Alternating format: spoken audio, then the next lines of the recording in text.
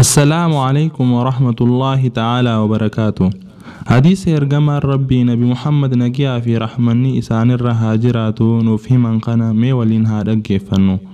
رسول ربي صلى الله عليه وسلم يروني في رحمة ربي قبروت نساتي في قدر رواه سينانا متكون فهما أكن جان نمتج مسلمات كوتو توري جرو إسا خيسد خني تكاهن صلاتين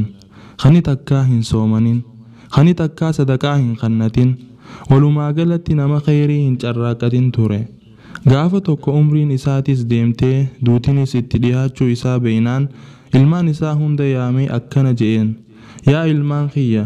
yeroonii fi ani du'e booda qabrii nageessitanii nan awwaalinaa garuu reefka kiyya san ibiddatti qabsiisaatii na gubaa yeroonii fi guutuun qaama kiyyaa gubatee daaratti deebi'e daaraa san fuudhaatii walakkaa isii bahara keessatti facaasaa walakkaa isii ammoo qilleensa yookiin bubbee keessatti facaasaa je'een yeroo kana ilmaan isaa waan inni je'een kana tole ja'anii qeebalanii erga abbaan isaanii du'e booda wasiyyaa yookiin dhaamsa abbaan isaanii itti dhaame kana raawwatan garuu lubbuun takka erga duutee deebiinsi gama rabbii waan ta'eef jecha rabbiin baharaa fi dachiidhaa waan si keessa jira yookiin daaraa san walitti qabi ja'an eegasii rabbiin namticha kana kaasee akkana ja'an yaa gabricha kiyya hojii hojjette kanarratti maaltu si kaase je'ee gaafata namtichi kunis yaa rabbi ani jiruu tiyya keessatti hojii khairii takkaa hin hojjenne umrii tiyya guutuu osoon siif gad hin je'iniin dabarse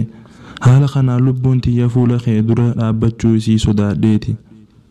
rabbiinis gabricha isaa kana laalee dilii isaa san hunda araarameef subhaanallah yaa obboleeyyan kiyya